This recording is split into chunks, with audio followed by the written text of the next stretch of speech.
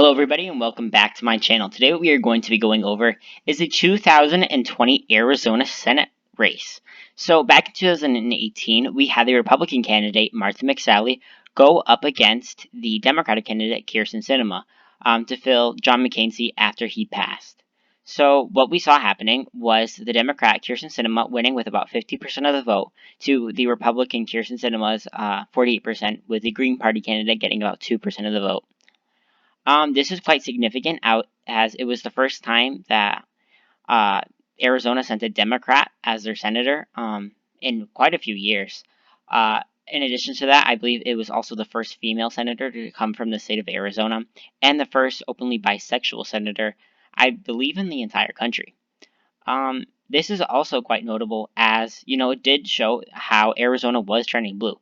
Back into the 2016 presidential election, it was one of the only states in the nation to actually trend more blue rather than more red in Donald Trump's victory.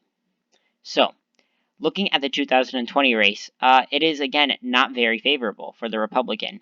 And the Republican is actually Martha McSally.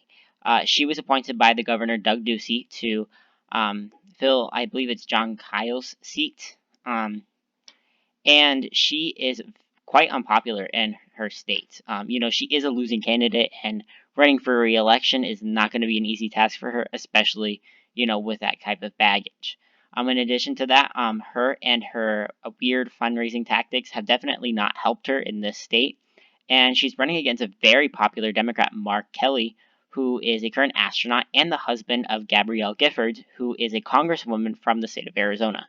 Now, Gabrielle Giffords is a Democrat and even spoke at the DNC, notably for her gun control, advocacy after she was shot in the head back in a congressional rally. So, looking at the actual, race, I generally believe this race to be between 5 and 10 points. That's why on my map it's actually, a likely state. So that means that, Arizona is more likely to go to the Democrats than the states of Iowa or New Hampshire. Not New Hampshire, North Carolina or Maine. That's pretty significant considering the fact that, years ago, or even back in 2016, we would not have even imagined that the state of Arizona would have gone to the Democrats in such a significant margin. Looking at the current polling, however, for the presidential race, Joe Biden is currently leading by over 4 points. And at his best polling bump, I guess in late June, he almost led by 5 points. This is a huge shift from way back in March when Trump had one of his highest approval ratings in his entire presidency and led by about 4 points. From that, Trump eventually lost his lead, or narrowed down, and then eventually Biden began leading in this state. From the Real Clear Politics average, Mark Kelly is currently leading also by almost, about 7 points. Back again, if you look at the other polls, if I can. If you were to see, generally Martha McSally was originally leading in this race, which, is to be expected. However, it started to narrow up, and eventually Mark Kelly started leading in very significant margins. And this comes, again, at no surprise if you look at the fundraising numbers. Martha McSally only raised $30 million, which is nothing to really be only $30 million. But this is definitely a contentious Senate race, and with her Democratic challenger, Mark Kelly, outraising her by $15.7 million is extremely significant.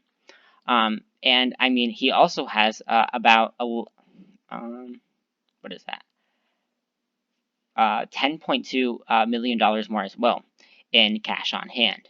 And that's not to say that the Democratic National Convention with her with his husband, with his wife, advocating for him and getting a bump from that in fundraising numbers is likely to be expected. Additionally, with their RNC, but yeah. And there's also this poll that I saw that, again, I thought was very significant.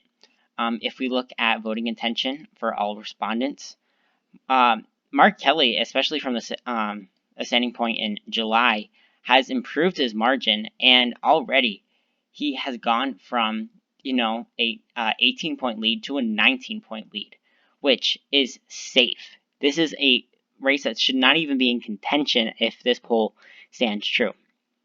Now, I'm not entirely sure how accurate this pollster is.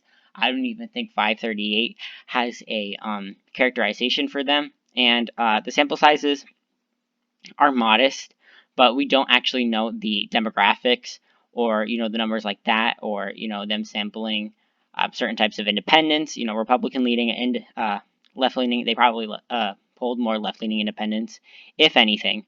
But this is very significant. And I mean, if we look at gender, this is something that surprised me a lot.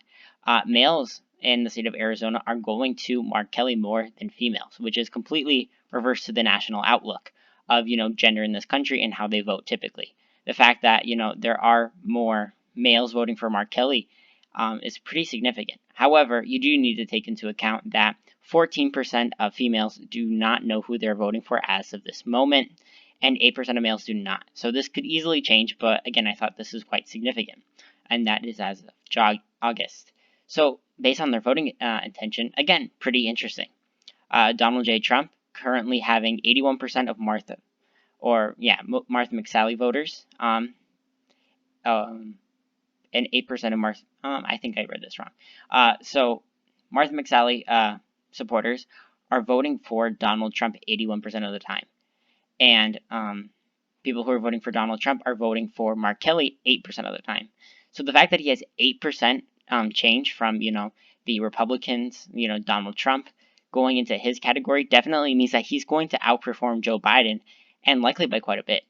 You may also think that people who are voting for Martha McSally and Joe Biden, 2%, that might cancel it out, but it really doesn't. And again, people who are they currently don't know or they're on the fence. Again, Mark Kelly is leading them by, I believe, 19 points again. So again, this is just generally a huge swing for the Democrats. And people who won't vote, I think this is kind of useless, as McSally is leading. However, they're not going to vote for her. They literally said that, so it's pointless. Something to also keep in mind is the fact that Doug Ducey, the current governor of Arizona, a majority of respondents actually disapprove of him. 51% approve to 32%. 51% who disapprove to 32% approve. So that is a very negative disapproval rating. That's negative 19. That's actually the same margin that Mark Kelly's going to win by. So the fact that he is so negatively disapproved is really not helping him. And if anything, it's going to help Joe Biden and Mark Kelly on the Senate and presidential level. So looking at the final picture, Arizona, their Senate race in 2020 is not competitive. Their presidential race might get more competitive, and it definitely could stay Republican. However, due to Martha McSally's voting record, her fundraising numbers, and the general fact that she is a losing candidate and has been shown statewide to lose a race like this, even with the Arizona's deep red roots. The fact is, Arizona in 2020 is not competitive in the Senate level. So I hope you guys enjoyed this video. Please like and subscribe. Leave me suggestions down below, and thank you.